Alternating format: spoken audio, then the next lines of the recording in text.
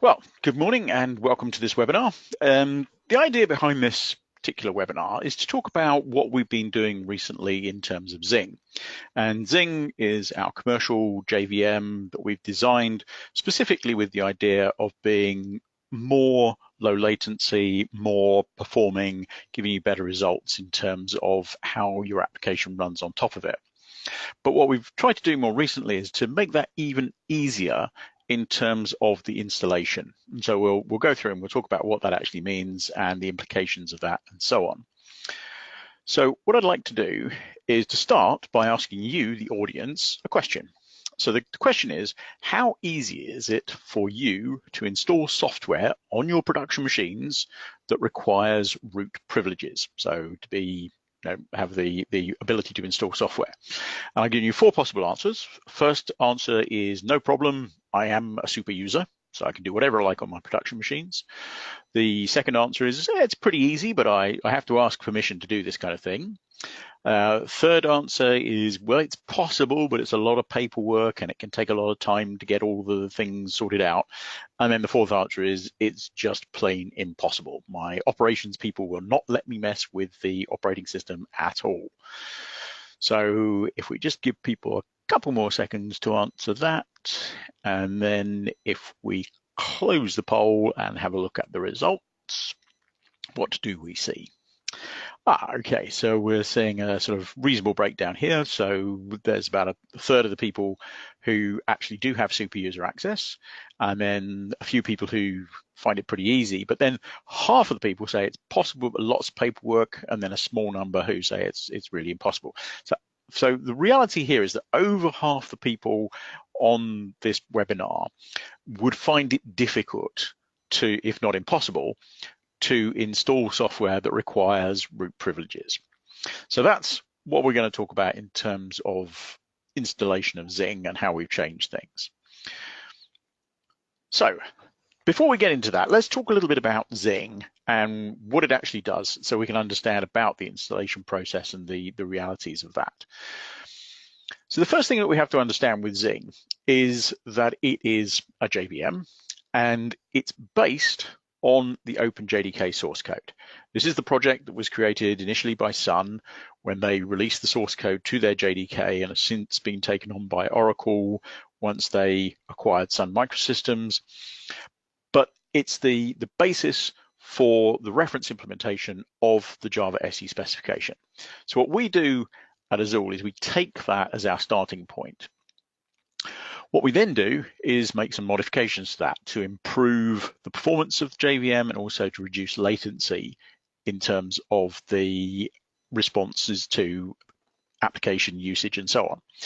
And the way we do that is we replace all the collectors that are available in the hotspot virtual machine. So that's the serial collector, the parallel collector, CMS, G1, Shenandoah, what else we got? ZGC. All of those get replaced with one, which is called C4. Now, this is something that's been in development for a long time. So we go back over 10 years in terms of development, which is important because when it comes to garbage collectors, you really do need to make sure that they work in a rock solid way, and you don't want to have issues with those. So because we've had a lot of development of this, we know that we've sort of got to a stage where it works really, really well. The second more recent change that we've made in terms of the way that the JDK works is by replacing the older C2 JIT compiler, which is now literally over 20 years old, and we've created a new one which is called the Falcon JIT compiler, and that's based on an open source project called LLVM, and we'll talk a little bit more about that later on. And then the third thing that we've done to improve the efficiency and the way that the JVM works is to introduce what we call Ready Now. And this is about eliminating the warm-up that's associated with application code. Because as I'm sure you know, when you start an application, it's bytecodes that get interpreted. Those then have to be compiled using the C1 JIT compiler, which produces code very quickly but not optimized. That's then profiled. The code, once it gets used more and more, gets recompiled with C2, or now Falcon in our case, and then it runs at its fully optimized level. Problem is, when you restart the application, you have to go through all of those things again. what Ready now does is allow you to get your application warmed up, let it run for a while, and then take a profile.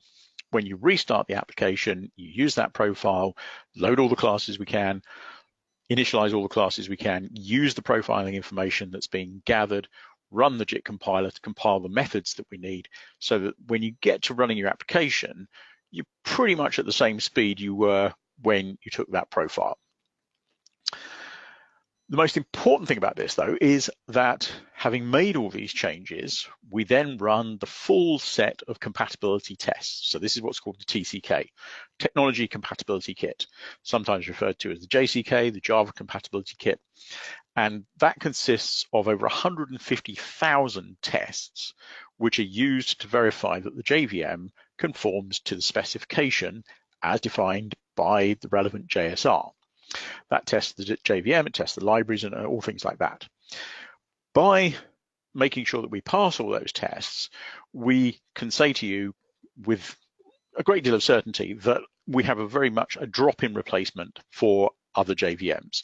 You can simply take your existing code. You don't need to rewrite any of your code. You don't need to recompile any of your code. You can simply take the existing class files you've got for your application and run them in exactly the same way on top of our JVM without any changes. Now, one of the things that we did in order to improve the way that the JVM works was we introduced the Zing system tools. And the Zing system tools is separate from the JVM, separate from Zing, in the sense that it works at the operating system level. If you look at Linux as the operating system, because that's the one that we support, there is a virtual memory system, and that handles the mapping between the physical pages in your machine and the virtual address pages that you have for each process that's running on the operating system. And that works all very well, and it's been developed over many years. But fundamentally, the approach for that virtual memory system is about how to give the best possible performance for a wide range of applications, general purpose applications. In the case of the JVM, that's a very specific application with very specific requirements over the virtual memory system. And what we decided was that to, as I said, improve things, we would actually provide our own virtual memory system at the kernel level.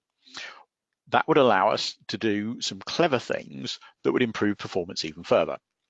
We could do things like being able to allocate blocks directly from our Zing system tools, knowing the status of the cache lines and where those pages are, so that when a JVM asks for a new page of memory, we can make sure as much as possible that it's already in cache, and so you get better performance from that. The other thing that we can do is we can return memory to the kernel, so that if we've got multiple JVMs running, we can then reuse that memory in the most efficient way. We have some other clever tricks that we can do, things like pause prevention, things like contingency memory, so that if a JVM starts getting to the point where it's going to exceed the amount of heap space that it has available, we can actually allow it to go beyond that if we've got some contingency memory and prevent an out-of-memory error, start running the garbage collector more quickly, bring it back into control and things like that. So that's the Zing system tools. Let's talk a little bit more about the C4 way of doing things for garbage collection. And C4 stands for the Continuous Concurrent Compacting Collector. Realistically, that tells you exactly what it does. First thing is it's continuous, so it runs all the time in the background. Now, it doesn't always run doing something, but the garbage collector is always running, checking things to make sure whether it needs to do work, and then if it does, it will actually do what needs to be done. It is fully concurrent, and that is a really important thing because it runs at the same time that your application threads are running. That's really different to pretty much all other, certainly commercial garbage collectors that you use at the moment. It is compacting, which means that in terms of the heap space, rather than leaving gaps between the objects that are live and trying to fit new objects in between that, we actually compact the space so that we have everything contiguous in memory and we can then make more efficient use of the available space. And clearly it's a collector. So talking about that in a bit more detail and the basics of it, it is a generational collector. And that's important from the perspective of how the heap space is organized. So we have both a young and an old generation. And the reason for doing this is that if you look at the way that applications work, pretty much the vast majority, something like 98% of the objects that you allocate in your application will only be used for a very, very short space of time. And by having a young generation where objects are initially allocated, we can take advantage of that fact and therefore collect objects very cheaply in the young generation and prevent them from being promoted into the old generation and then placing a heavier load on that old generation. In the case of C4, we use the same algorithm for both the young and the old generation. Again, that's different to if you look at hotspot and how that works. It will use one algorithm for the young generation, one algorithm for the old generation. We use the same one because it's such a good algorithm that we don't need to have different ones. The reason we still divide the heap space into the two regions is because it does enable us to make even better use and reduce pause times for garbage collection even further. As I said, it's concurrent, so it does run at the same time as your application threads, and it's also parallel, which means that we can have multiple threads performing garbage collection work at the same time, and that reduces the amount of time it takes to do each phase of the garbage collection and therefore reduces further any pauses associated with garbage collection. It is compacting, as I said, but, and this is again very, very important, unlike all other commercial garbage collectors that are in use at the moment, there is no stop the world compacting fallback situation. All the other collectors like CMS and G1, if they can't keep up with the rate of allocation of objects, they will at some point say, okay, enough. We have to pause application threads and then do a full compacting collection on the old generation to ensure that they free up as much space as possible. And that's where you see significant garbage collection pauses, because the time that takes is proportional to the size of the heap, not to the amount of data in the heap. In terms of the algorithm we use, there are three phases to that. There's mark, relocate, and remap. And I'll talk through a little bit more detail on that. Now, how we can actually enable the application threads to continue running whilst we do garbage collection and whilst we relocate objects within the heap is down to what we call the loaded value barrier. The loaded value barrier is a read barrier. And in essence, what we're doing is we're intercepting every access to an object from the application code in order to check whether certain things are true. What this allows us to do is to enforce two rules on how the garbage collector works. The first is that whenever you're running your application code and you get a reference to an object, that reference is guaranteed, if we're in the marking phase, that it will always be marked so that we know that that is live data and it's still in use. The second thing that we enforce is that if we're in the process of relocating objects, the reference that's given to the application threads will always be the correct one. So there's no chance of you getting a reference to an object, making changes to the variables within that object, because of the fact that it's pointing to the wrong place.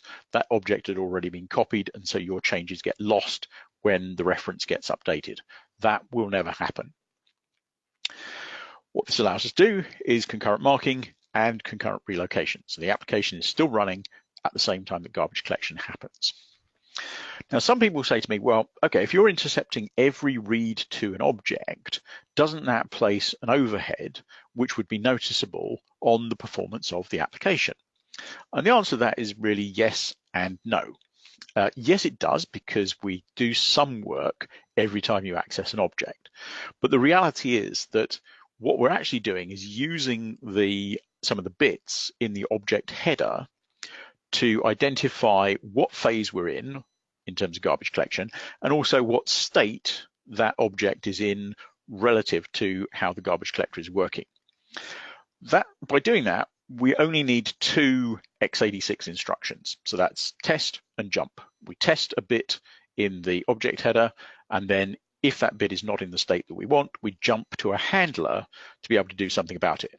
If the bit is correctly set, then we don't do anything else and we carry on.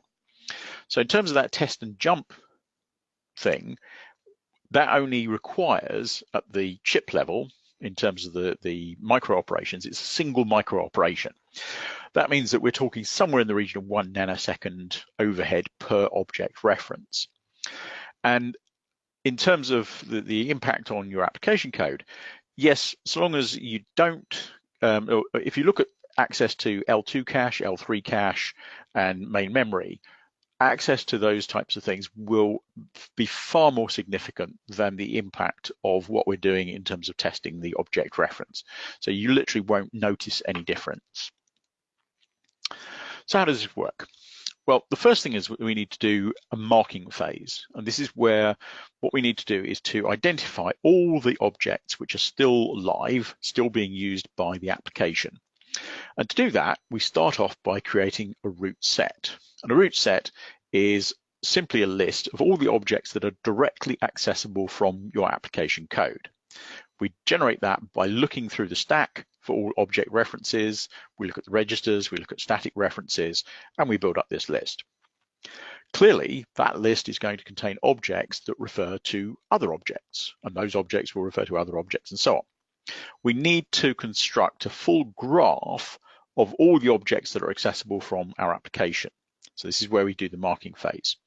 And to do that, the garbage collection thread is going to start by looking at the first object on our root set, and it will say, okay, this is still in use. We'll set the bit in the object header to say that this is a live object, it has been marked. That thread can then continue looking at the references from that object, going to the next object and marking it, and following those object references and so on.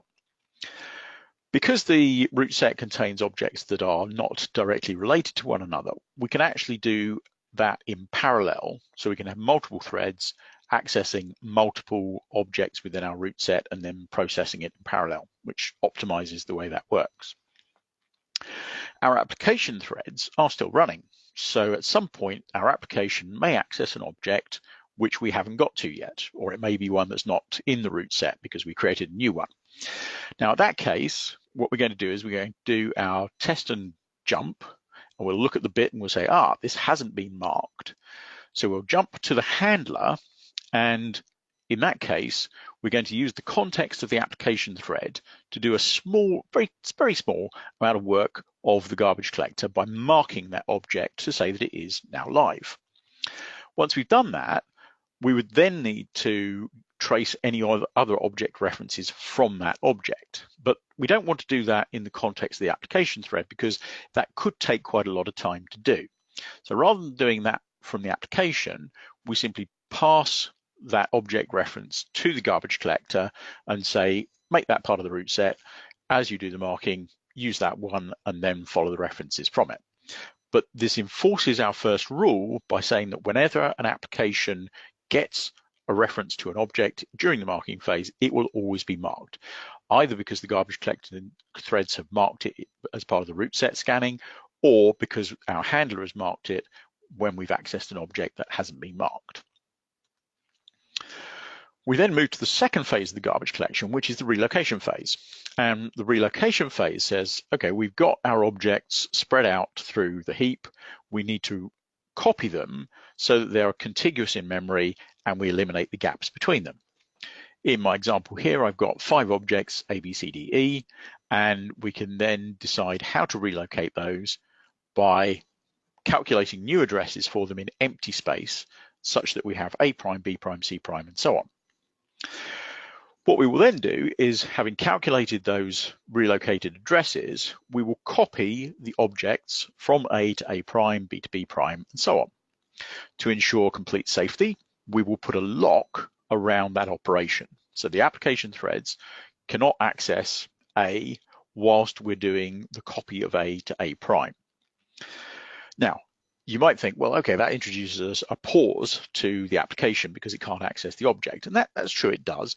But because the size of a typical object is only going to be the order of kilobytes, it doesn't take very long to do that copy. So again, the impact from the visibility of this effect in terms of our application is going to be so small that we won't actually notice it.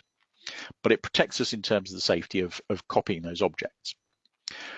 What we also do is we record a side table of the new references for those objects. So we record that A has been copied to A prime, B has been copied to B prime, and so on. When we finish our relocation phase, we move to the remapping phase. And the remapping phase is where we have to go through our table that lists all of the objects that have been copied, and we have to update the object header so that it has the correct reference to where that object now is. The garbage collection threads will work their way through the table, looking at the references, and then it will update the object header with the new address of the object, and then it will set the bit in the object header to say this object has been moved and we have the new address in there, so it's correct. And obviously we can do that in parallel. We can have multiple threads doing that as well. The application threads are still running. So at some point we may access an object, and again, we use our test and jump to look at the bits in the header and say, this object has been relocated, but we don't have the correct reference, it hasn't been updated. So at that point, again, the handler is going to operate in the context of the application thread, and it's going to go to the table, read the new address, update the address in the object header, set the relevant bit, and then return that object header to the application thread. So that again enforces our second rule, which says that the application thread will always get the correct reference for where the object is in terms of the data. So if we make an update, it's going to be in the right place. Now, in terms of how that works, it means that we can scale up to very large heaps. We can scale all the way up to 8 terabytes of heap. And in doing that, we will see no degradation in pause times. The bigger the heap, we will get exactly the same pause times, whether it's 1 gigabyte, 10 gigabytes, 2 terabytes, doesn't matter. Same pause times associated with those heaps. This is really good because we see a lot of customers where, to try and avoid the effects of garbage collection and the pauses associated with it, they actually take a single task and break it up into multiple JVMs, separating up the data into smaller heaps to minimize the pause times. Now that adds a lot of complexity to how the application code needs to work. So with this idea, we can leave everything in one big heap and simplify your application code. Now, having said that we scale all the way up to 8 terabyte heaps, we now scale all the way down to 512 megabytes as the smallest heap. It used to be 1 gigabyte. As of August, in the August release of Zing, we've now reduced that to 512 megabytes. Let's talk a little bit about GC tuning, because aside from minimizing pause times by separating things up into multiple JVMs, people spend a lot of time tuning garbage collection, and they spend a lot of effort, a lot of money on trying to get the right set of parameters to make the garbage collector work in the way they want to. The reason that people spend so much time on this is because there are so many options that you can use to modify how garbage collection works. If you're using G1, if you're using CMS, if you're using Shenandoah, there's lots and lots of command line options that you can use to set up how these things work. And here's 2 real world examples. These are examples that we've taken from actual customers and how they've started their application up. Now, as you can see, it's the typical sort of thing. I'm sure all the people on this webinar have seen similar things before. But I don't want to go through all the details of this, but I just want to highlight one particular thing. And that is that both of the people who set up these command line options set the survivor ratio of their heap. Okay, fine, you want to do that. But the first one set the survivor ratio to 128. The second one set the survivor ratio to 2. How do you know what's the right value? So is it 2? Is it 128? Is it 64? Some other number? And the problem here is that the only way to really come up with the right number is trial and error. So you set it to 2, look at how well that performs, set it to 128, look at how well that performs, then try changing it. that's only one value. There are lots of different parameters that you can set to changing values here. So you end up with an n-dimensional space of trying to find the right set of parameters, which is very, very difficult, if not impossible.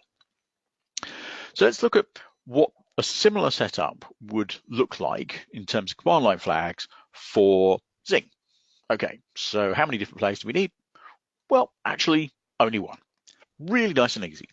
In terms of tuning Zing, literally we start off simply by setting the heap size. And then the idea is that you set the heap size, you can set it to 1 gigabyte, 10 gigabytes, you can set it to 100 gigabytes or 8 terabytes. You find the level at which you get the best performance that you want, and then you can increase it by a little bit to give yourself some headroom in terms of an additional load, but it's really quite easy. You've got a single parameter you're changing, find the right level for what you want in terms of performance, and then that's it. Now, we do have a few extra command line flags that we can use for certain situations, but for initial running of our application and trying to get it working and seeing what performance we can get out of it, this is all we actually do to start with. Okay, how can we prove to you that this works? Now, what we want to do is we want to look at what is the impact in terms of latency on your application from the JVM and everything below it. We don't want to measure latency of the application because clearly the application is doing work, so we can't really see what the impact of the JVM is because it would be distorted by what the application itself is doing. So we've come up with this open source tool called JKickup. And JKickup is a thread that we run alongside your application in the same JVM. It doesn't interact with your code, so there's no changes that you need to make to your application. It doesn't interact at all. And to avoid the problems of the tool actually changing the application performance, JKickup's thread will spend most of its time asleep. When it starts up, it goes to sleep for 1 millisecond. When it wakes up, it looks at the system timer, it uses the nanosecond resolution and says, I expected to wake up 1 millisecond after I went to sleep. What time did I actually wake up?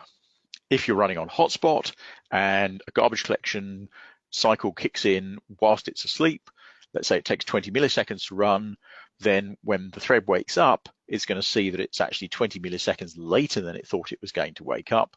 So it can record that information and we can use that to show what the impact of the JVM and below is on our application. We record histogram log files and then we can graph those to provide the results in a nice, easy to digest form. Let's look at an example of that. So here's an Elasticsearch application running on a machine that has 128 gigabyte heap, so reasonable size heap. What we've done here is we've run the application on hotspot, we've run the application on Zing. Same machine, same application, same load, and all we've done is run the application twice, simply pointing Java home at 2 different JVMs. If we look at hotspot on the right, what we're seeing is a very typical profile for the latency associated with the JVM.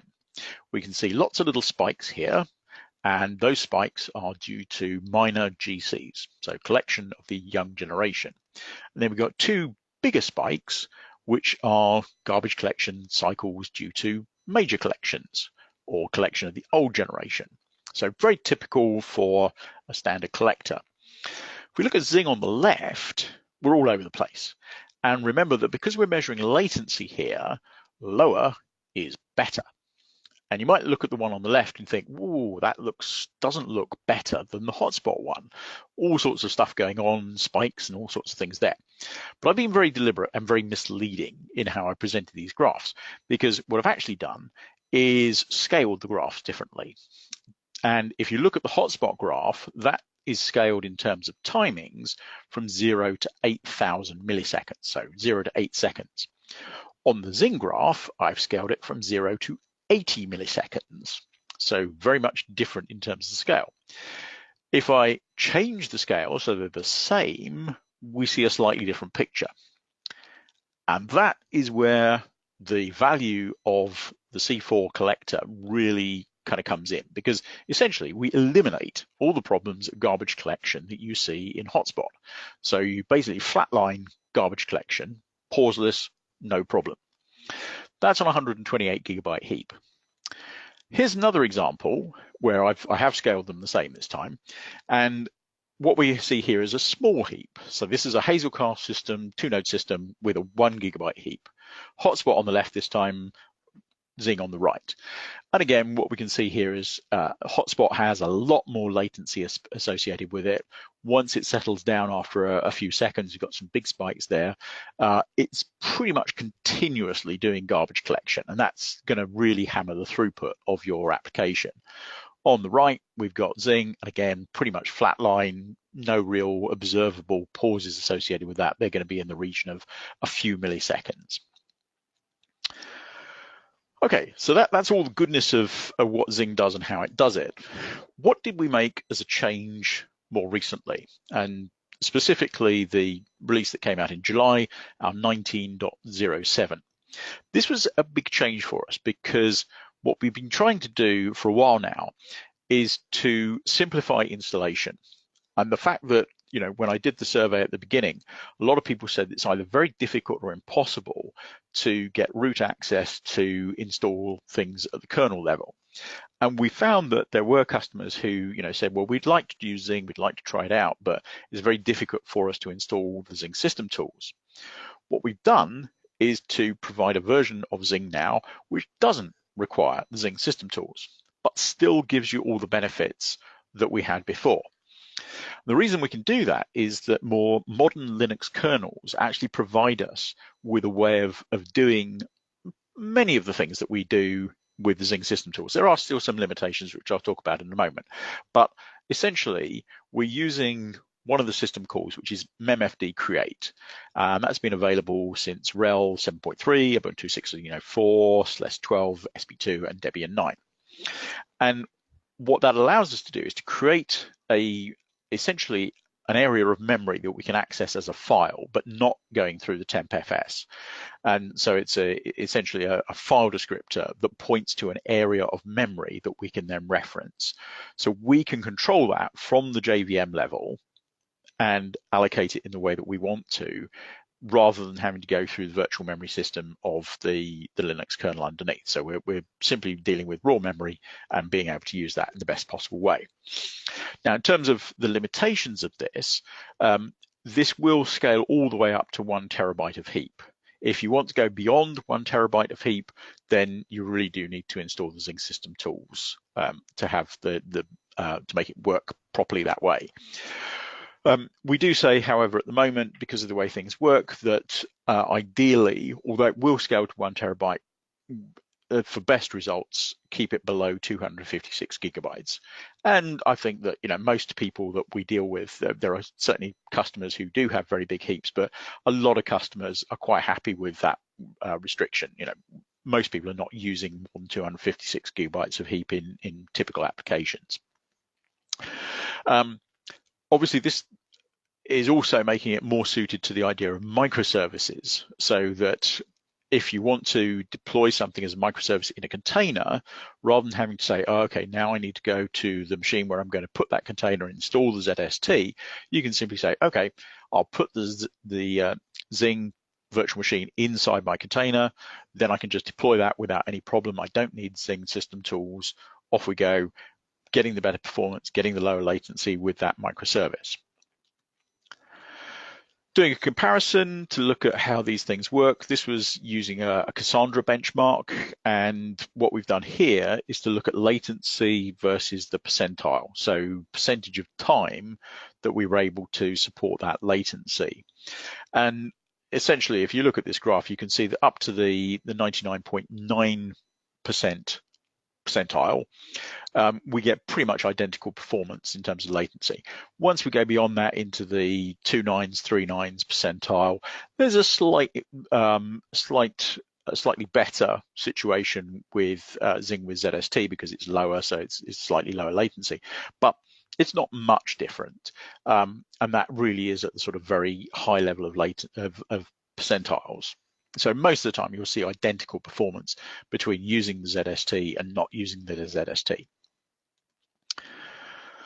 A few other things that we've done in terms of performance improvements over the last few releases. As I said, the idea is that the Zing heap can now scale down to 512 megabytes, which makes it more applicable to microservices as well. I know some people say to me, well, 512 megabytes is still quite a big amount of memory for a microservice. And the way that I look at that is by saying, well, microservices is not really a very good name for what we're dealing with there. Microservices is about doing one thing and doing it well, but that doesn't mean that it's small. So you could take something like Cassandra, for example, and that could be a microservice. It does one thing and it does it well, and it could be used as a microservice in that type of architecture, but it's certainly not going to run in a few hundred megabytes. Similarly, if you really are dealing with microservices at the level of less than, or sort of 64 or 128 megabytes, then you may want to think carefully about the granularity of your microservice architecture, whether that really makes sense. Yes, there are certainly situations where that is good, but a lot of applications where you've got big enterprise type things that you're doing are going to be bigger than that. So this still does work very well in terms of microservices. A few things we've done in terms of reducing dependency on CPU and CPU usage around the compilation policy that we use and improvements in the Falcon JIT compiler. I mentioned that it's based on LLVM, and one of the great things about that is LLVM is a very well supported open source project. Lots of people like Intel, AMD, NVIDIA, Sony, Apple, Microsoft, all provide contributions to this project. And it means that what we can do is we can regularly rebase our source code for that and pick up a lot of things that other people have contributed in terms of performance improvements and things like that, so that we can then take advantage of that in the code that's generated by Falcon for the JIT compiled code. Again, a couple of sort of examples of how that's improved throughput. This is an example of Solar running on Hotspot and running on Zing. And what we can see here is that Hotspot is the red line, Zing is the blue line. And this is operations per second, so it's not latency. In this case, the graph higher is better. And we'll see that consistently, Zing is providing a much higher throughput in terms of operations per second than Hotspot, of the order of quite realistically 2 times as many operations per second. And that again is consistent. So that's a really good example of how we can get good results on fairly standard platforms. Another example, this is Spark performance. So we're looking at different types of queries being fired at Spark, and what we see here is that the green bars are where we exceed what you would get, or the improvement, the performance is better than running on Hotspot, and the red bars are where we get worse results than running on Hotspot. Yes, we have to admit that there are a few red bars there, but it's a small number of red bars with a small degradation in performance, whereas the number of green bars is much higher, and we get up to something like 140% better results with certain types of transactions. So Zing, very much worth looking at in terms of Spark from the point of view of how much throughput you're going to get there as well. Just to summarize then, in terms of what we've talked about during the presentation, the idea behind Zing is to start fast. So that's the concept of using ready now, so that we don't have to do the warm-up that we have in normal situations. Go faster because we have more optimization, and we have the idea of staying fast where we're not having to have long pauses associated with garbage collection. We can eliminate that and keep latency down to a minimum. As I said, it is completely a simple replacement for other JVMs. You don't have to recode any of your application. You don't have to recompile any of your application code. And now that we've moved away from the idea of having to use the Zing system tools, installation is now even simpler. It's just like any other JVM from that point of view as well. It's a application level, just install it on your machine, run it, everything works. By default, Zing system tools are not installed. You can install them if you want. There's an option to do that. So it's completely flexible if you want them, if you don't want them. And with that, that is basically the end of the webinar. So what I'll do now is I'll look to see whether we have any questions. So question one, hopefully this is being recorded and will be provided a URL to the recording. And the answer to that is yes, it is being recorded, and you will get a link to both the recording and to the slides that are used for this. Okay, second question. Please tell me a little more about Ready Now. Okay, so Ready Now, as I said, is the idea that you let your application run and it goes through the warm-up phase. You apply the standard load to it, get all the operations going. And when you're happy with the performance, because you run it for minutes, maybe even hours or days, what you can do is record a profile. And the profile consists of 4 things. It's a list of all the classes that are currently loaded. It's a list of all the classes that are currently initialized, because that may not be the same thing. It's all the profiling data that's being collected by C1, having compiled that code, and then the profiling that's generated to input into Falcon or C2. And the 4th thing it records, and quite importantly, is all the speculative optimizations that have failed during that compilation. And speculative optimizations are one of the ways that you really get a benefit in terms of performance from a JIT compiler. Speculative optimization is the idea that, let's say in your code you have an if statement. So there's 2 possible routes from that. There's true and there's false. And obviously they do different things. What you might find is that when you run your application, the code only ever goes through the true branch of the if statement. And a speculative optimization is where the JIT compiler will use the fact that you've only ever gone through the true branch and say, well, let's assume that in future that will also be true.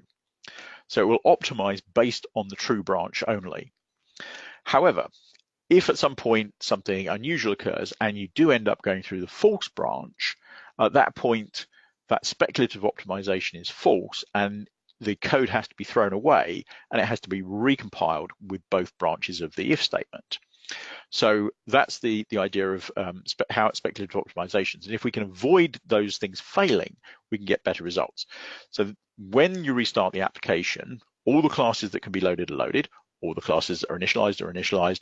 We then compile all the methods that we need to compile using the profiling information and knowing which speculative optimizations to avoid. And then we can run that code pretty much at the same speed that you had when you took the profile. Which memory preserve policy is recommended at config or at launch? Okay, so this is if you are using the Zing system tools, and there's 2 ways of doing this. You can either say that you want to reserve the memory that's going to be used by the Zing virtual machines when the machine boots up, or you can reserve the memory for that machine when the application starts. So it really depends on what configuration you want with your machine. So if you've got a machine that's only going to be running things on the Zing virtual machine, then it makes sense to do reserve at when the machine boots up. Or if you've got lots of different things running, some of them Java, some of them other things, then you might want to do reserve at launch to minimize the impact on those other applications. Next question, for Zing versus OpenJDK comparison, which collector was used from OpenJDK against C4? Oh, yes. Okay, so in the graphs that I showed, that would have been G1 because that is the default collector that's used if you just run without any command line flags. So we would use G1 as our comparison. That's the one that Oracle recommend for general purpose computing. So yeah, that's what we used for that one.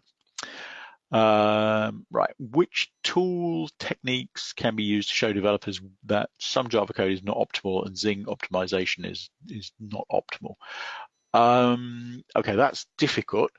You would have to look at the the code that's being generated by the compiler. I mean, you can do that. I'm not really sure I've got any recommendations for tools to do that directly. I'll have a think about that. And yeah, I'll have to have a think about that because I can't think of anything off the top of my head for that one. Does Zing without ZST do memory pretouch? No, you see, again, there are certain limitations on what we can do because we're using the memfd create. So it's not, we don't have the level of control that we do with Zing system tools. So we're effectively doing memory management from a big chunk of memory that we reserve. So it's slightly different in that respect.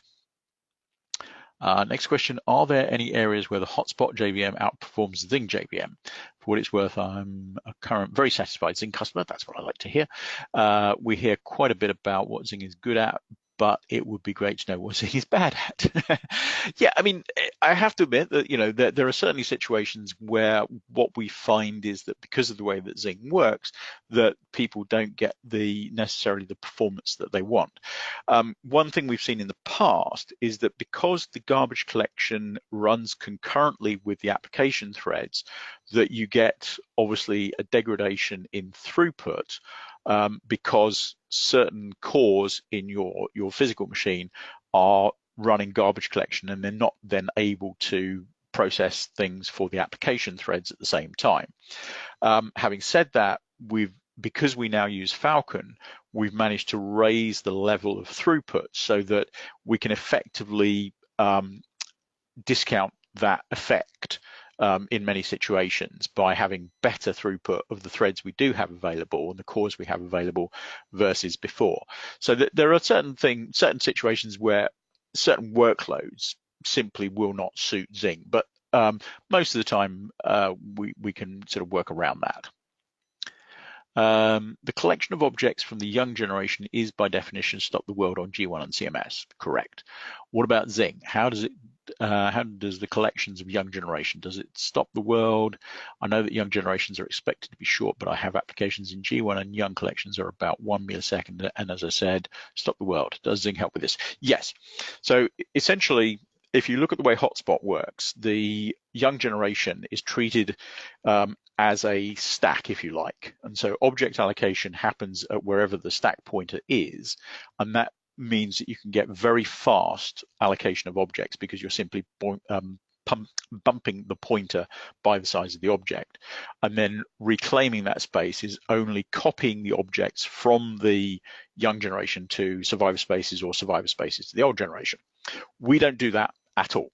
So we use exactly the same algorithm on the young generation as we do on the old generation. So what I explained earlier in terms of the marking, relocation, and remapping phases, that's exactly the same on the young generation as the old generation. We just do it that way to prevent pauses, and we can take advantage of the fact that most objects are very short-lived, so we can avoid those problems. So yes, we don't do it the same way that G1 or CMS does it. Is there any comparison between ZGC and Zing? Okay, yeah, so ZGC is an experimental garbage collector that was introduced by Oracle back in JDK, I think it was 12, if I remember rightly. And they use many of the same techniques that we do in terms of how they approach garbage collection. So they do use a read barrier, and they intercept all reads to objects so that they can do concurrent garbage collection the same way that we do with Zing. Having said that, there are situations where they do pause application threads because of the way that their algorithm works in a different way. So they do have pauses, albeit not very long pauses, but there are pauses for all application threads so that they can do certain work. The other thing is that ZGC is not generational, so it only uses a single heap space. It doesn't divide that, and that does have quite an impact on how well things work. If you look at pretty much all garbage collector design, people use generations for a reason because it's the most efficient way of doing it. So ZGC doesn't use that, and so they have some good results, not as good as Zing. They have some good results. People I've spoken to who've been using that or certainly testing it, have said that the results are pretty good, but it's not that stable. They have a number of crashes with that, so it really isn't production ready. And there was some traffic on one of the aliases for OpenJDK that I saw recently, where they admitted that they had some issues that they had to look at in terms of the way some of the things worked in conjunction with other parts of the JVM. So there's definitely more work to be done on ZGC. That's why I made the point about 10 years plus of development on Zing, because we have ironed out all of the things that we discovered as we were building it. So that seems to be all the questions I have. So with that, I'd like to say thank you very much, and I hope you enjoyed the webinar.